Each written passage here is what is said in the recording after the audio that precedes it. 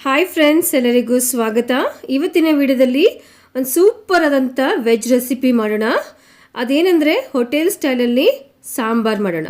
ಅಂದರೆ ಉಡುಪಿ ಹೋಟೆಲ್ ಸ್ಟೈಲಲ್ಲಿ ಸಾಂಬಾರ್ ಮಾಡೋಣ. ಮೊದಲಿಗೆ ಒಂದು ಸಣ್ಣ ಕಪ್ಪಷ್ಟು ಬೇಳೆನ ಕುಕ್ಕರಲ್ಲಿ 3 ವಿಸಿಲಿಟ್ಟು ಚೆನ್ನಾಗಿ ಬೇಯಿಸ್ಕೊಳ್ಳೋಣ. ಸೆಪ್ರೇಟಾಗಿ ಬೇಯಿಸ್ಕೊಳ್ಳೋಣ.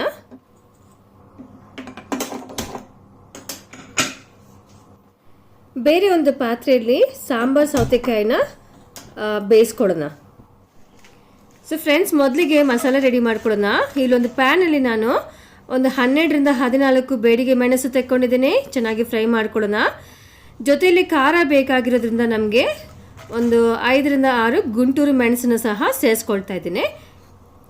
2 ಸ್ಪೂನಷ್ಟು ಧನಿಯಾ, ಕೊತ್ತಂಬರಿ, 1/4 ಸ್ಪೂನಷ್ಟು ಸಾಸಿವೆ, 1 ಸ್ಪೂನಷ್ಟು ಜೀರಿಗೆ. ಇವಿಷ್ಟನ್ನು ಚೆನ್ನಾಗಿ ಹುರ್ಕೊಳ್ಬೇಕು. ಒಳ್ಳೆ ಪರಿಮಳ ಬರಬೇಕು. ಒಳ್ಳೆ ಪರಿಮಳ ತನಕ ಚೆನ್ನಾಗಿ ಹುರ್ಕೊಳ್ಳೋಣ. ಸಾಸಿವೆ ಹೀಗೆ ಸಿಡಿಬೇಕು ಚೆನ್ನಾಗಿ.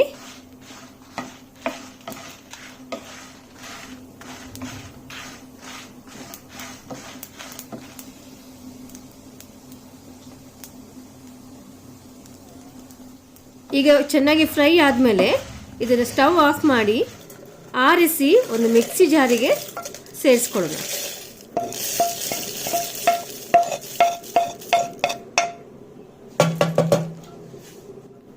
ಈಗ ಕಾಯಿ ತುರಿ ಸೇರಿಸ್ಕೊಳ್ತಾ ಇದ್ದೀನಿ. ಒಂದು ಮೀಡಿಯಮ್ ಸೈಜ್ ತೆಂಗಿನಕಾಯಿ ಅರ್ಧ ಚಿಪ್ಪಷ್ಟು ಅಳತೆಯಲ್ಲಿ ತಗೊಂಡಿದ್ದೀನಿ. ಸ್ವಲ್ಪ ಹುಣಸೆ ಹಣ್ಣು ಸೇರಿಸ್ಕೊಳ್ತಾ ಇದ್ದೀನಿ. ಅರ್ಧ ಸ್ಪೂನಷ್ಟು ಅರಿಶಿನ ಪುಡಿ,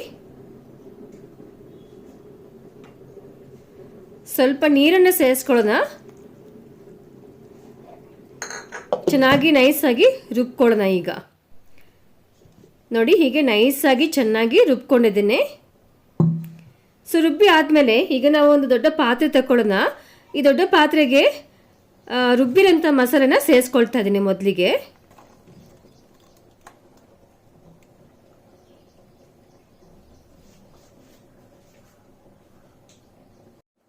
ಅದೇ ಮಿಕ್ಸಿ ಜಾರಿಗೆ ನೀರನ್ನು ಸೇರಿಸ್ಕೊಂಡು ಮಿಕ್ಸ್ ಮಾಡ್ಕೊಳ್ಳೋಣ. ಈಗ ಬೆಂದಿರೋಂಥ ಬೇಳೆನ ಸ್ವಲ್ಪ ಚೆನ್ನಾಗಿ ಮಸಿಯೋಣ. ಹೀಗೆ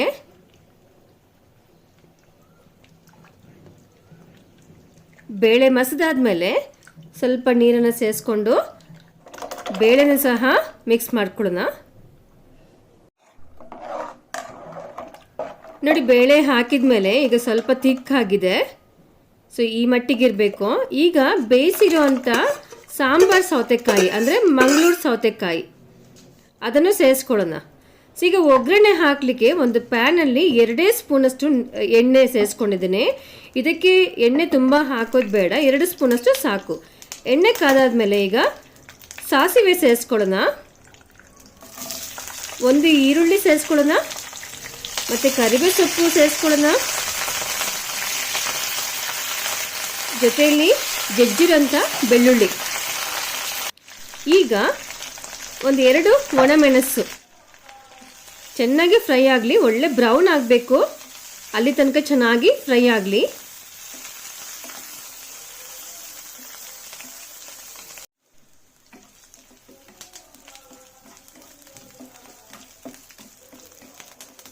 ನೋಡಿ, ಹೀಗೆ ಚೆನ್ನಾಗಿ ಫ್ರೈ ಆಗಿದೆ.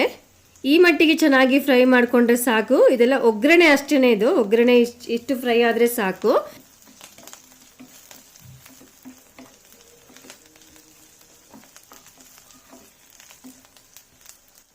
ಈಗ ಒಗ್ಗರಣೆನ ಸೇರಿಸ್ಕೊಳ್ಳೋಣ.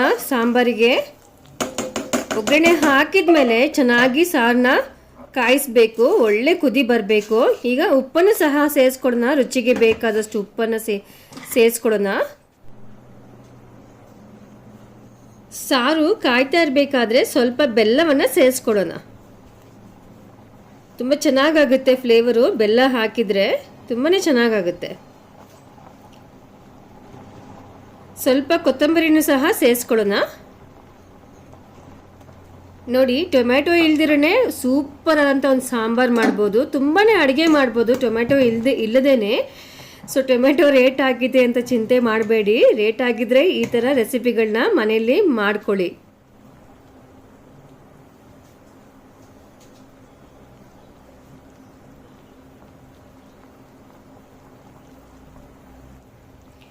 ಇದೊಂದು 5 ನಿಮಿಷಕ್ಕೆ ಚೆನ್ನಾಗಿ ಕಾಯಿಸ್ಬೇಕು. ಒಳ್ಳೆ ಕುದಿ ಬರಬೇಕು, ಒಳ್ಳೆ ಘಮ ಘಮ ಪರಿಮಳ ಬರುತ್ತೆ. ಆಗ ನಾವು ಸ್ಟವ್ ಆಫ್ ಮಾಡಿಕೊಂಡ್ರೆ ಸಾಕು.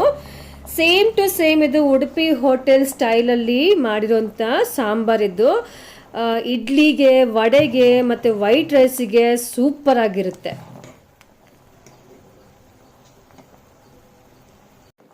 ಸೊ ಫ್ರೆಂಡ್ಸ್, ಈಗ ಸಾಂಬಾರು ಸೂಪರ್ ಆಗಿ ರೆಡಿಯಾಗಿದೆ. ಬನ್ನಿ ಈಗ ಟೇಸ್ಟ್ ಮಾಡೋಣ.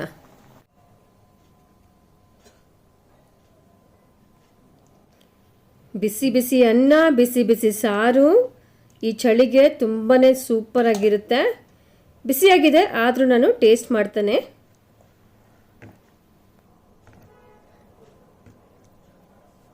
ಸೊ ಫ್ರೆಂಡ್ಸ್, ಇನ್ಯಾಕೆ ವೆಯ್ಟ್ ಮಾಡ್ತಾ ಇದ್ದೀರಾ? ನೀವು ಸಹ ಈ ರೆಸಿಪಿನ ಒಂದ್ಸರಿ ಟ್ರೈ ಮಾಡಿ. ಮತ್ತು ನಿಮ್ಮ ಫ್ಯಾಮಿಲಿ ಒಟ್ಟಿಗೆ ಕುಂತು ಖುಷಿಯಾಗಿ ಊಟ ಮಾಡಿ ಮತ್ತು ಖುಷಿಯಾಗಿರಿ ಎಲ್ಲರೂ. Thank you.